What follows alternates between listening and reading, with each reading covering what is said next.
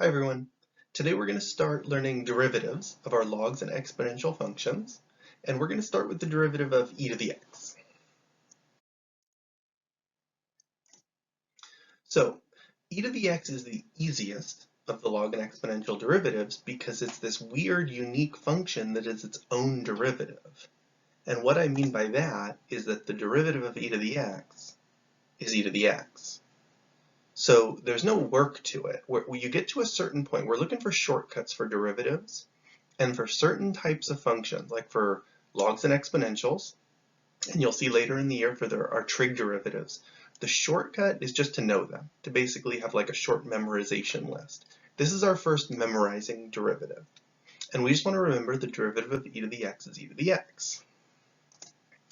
Now, obviously I'm not going to give you guys a homework assignment where it has a whole bunch of questions that say what is the derivative of e to the x, and the answer is just e to the x. So instead, we're going to use this opportunity to review some of the derivative type questions we've done earlier in the year and see how they apply to e to the x.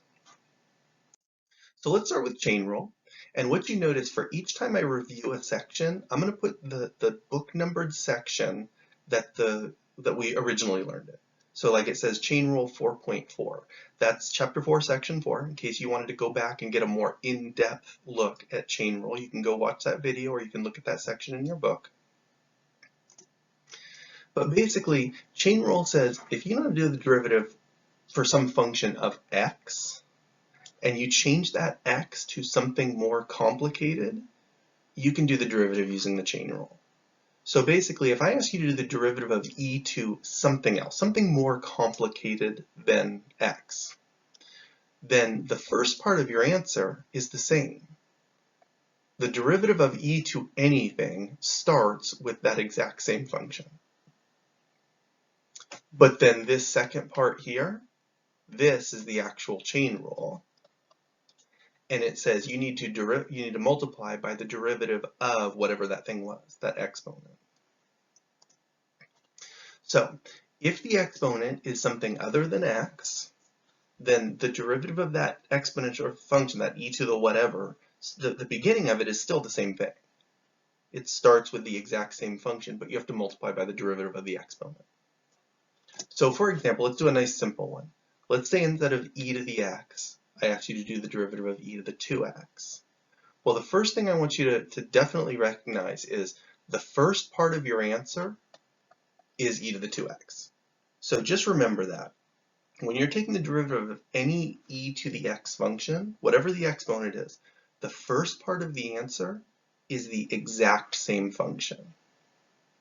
Now the difference is I have a chain rule. I have to multiply by the derivative of the exponent. Well, the exponent is 2x, and the derivative of 2x is 2. So my answer is 2e to the 2x.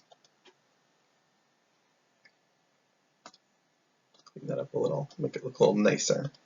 2e to the 2x. Let's do one more quick example here. Let's say we do e to the x cubed.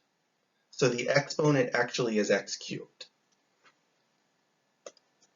So I go, all right, well, I know how to do this. The first part of my answer is e to the x cubed, the same thing. But then I have to chain rule it. I have to multiply it times the derivative of x cubed. Now the derivative of x cubed is a power rule. You multiply by 3 and you lower the exponent by 1. So you end up with 3x squared. Put it all together and that's your final answer. I would call it 3x squared e to the x cubed. So that's how chain rule works. The derivative of e to the x is e to the x. The derivative of e to any other power is the function itself, e to the whatever power, times the derivative of the exponent. Okay, our second review topic is multiple derivatives. And that's like f double prime. Like when we did concavity for graphing. F double prime is the second derivative, and it means to take the derivative twice. And f triple prime is the third derivative, and dot, dot, dot. I'm not going to put a ton of notes in. It's in 4.3 if you want to go back and watch that video again. But basically, it just means you're doing more than one question each time. if I ask you to find f triple prime, you take the derivative 3 times. Now e to the x is a good derivative to use for these multiples because it just keeps turning into itself. So it's real common to see e to the x involved in multiple derivative questions. So let's do this. Let's find f double prime, the second derivative, if f of x equals e to the 2x minus 7. All right, so let's find, remember this is just 2 separate steps. You can't jump straight to the answer on this one. When I ask you to find f double prime, it means find f prime, the first derivative. Then once you have that, take the derivative of that. So this is going to be a chain rule question, just like the couple that I just went over with you guys. I see f of x is e to the 2x minus 7. So I'm going to say the first part of my answer is e to the 2x minus 7. But then I have to chain rule it. So I'm going to multiply by the derivative of 2x minus 7, which is actually just 2. The derivative of 2x is 2.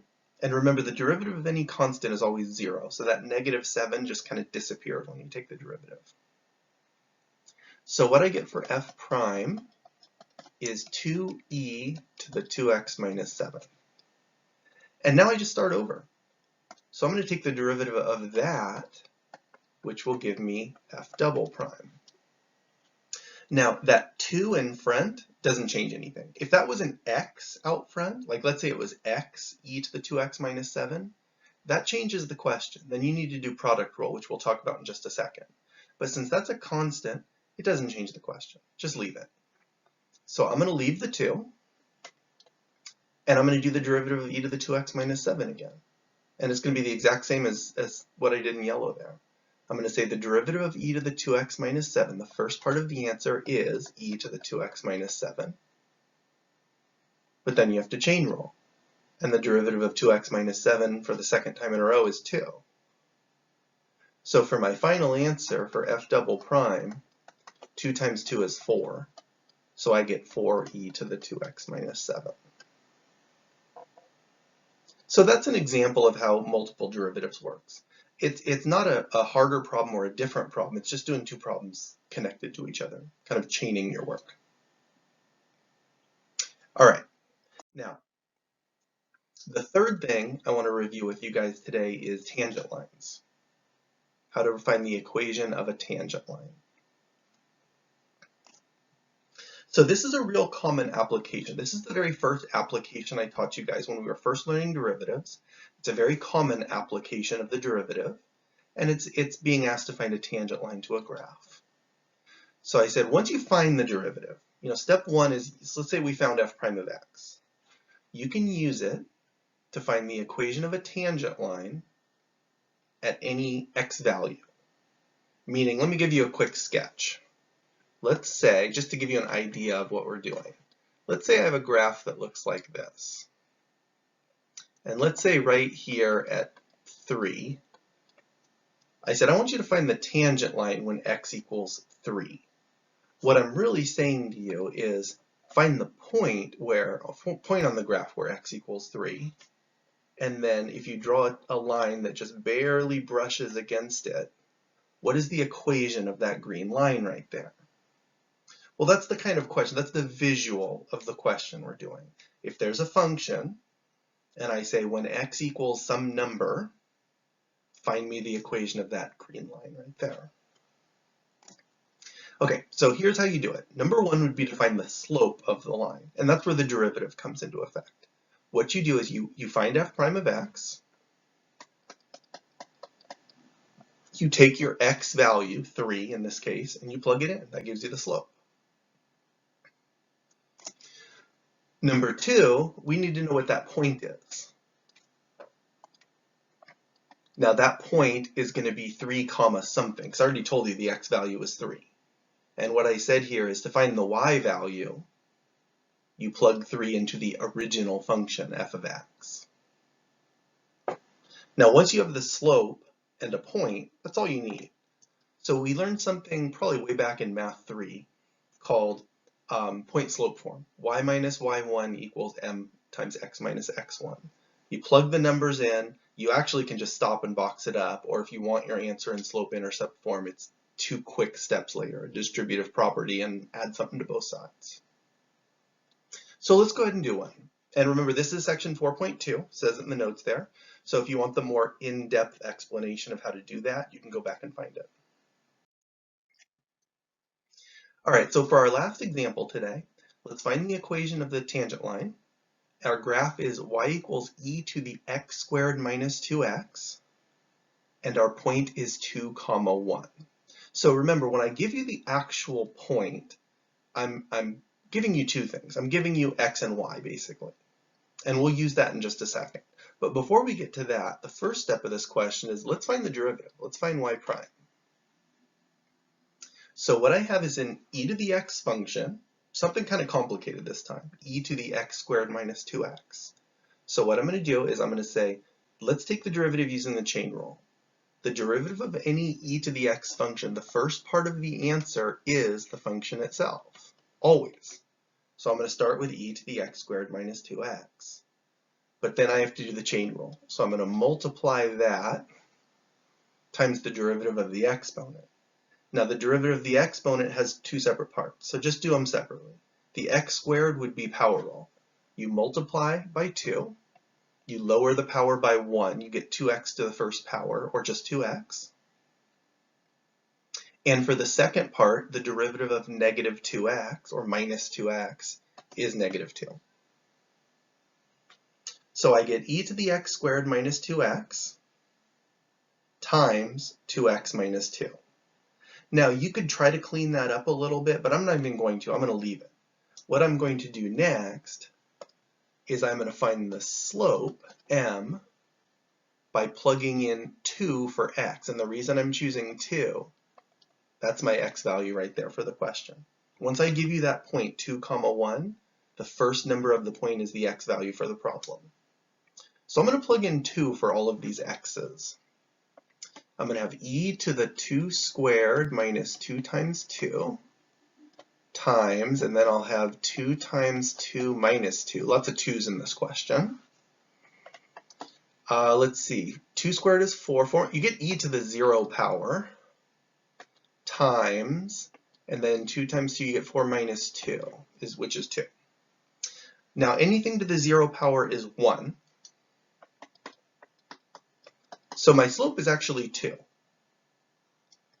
M equals 2 for this problem. So now, remember the point, and I'm going to recopy because that's getting a little crowded up there. The point in this problem was 2, 1, and we said the 2 is the x value that you use to find the slope. It's also the x1, y1 that you use for point slope form. So I now have everything I need to answer my question.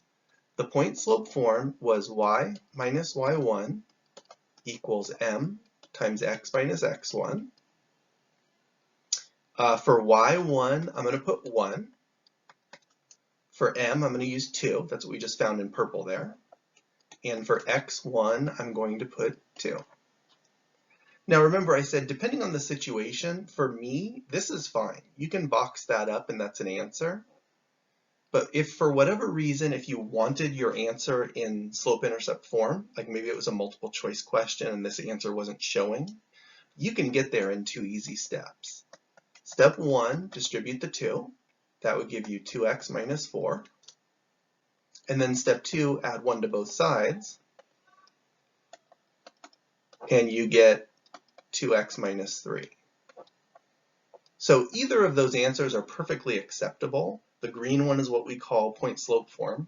The black one is what we call slope intercept form. They're both correct. And I want you to know how to find both just in case you need them. But basically what we've done today is we learned a new derivative. The derivative of e to the x is e to the x. Then on top of that, we reviewed 3 things. We reviewed chain rule, we reviewed multiple derivatives, and we reviewed this, how to find a tangent line. That's what you guys are going to focus on in the homework.